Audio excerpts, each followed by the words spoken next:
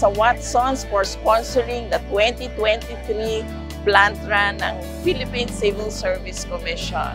Kami nagpapasalamat dahil binigyan nyo kami ng mga loot bags na may lamang mga medicines, singlet, at saka itong nakikita ninyong inflatable, so yung starting line, saka yung finish lines. Malaking halaga po sa amin ang pagtulong nyo po sa amin para maging successful po ang 2023 Philippine Civil Service Commission Plant Run. Thank you very much!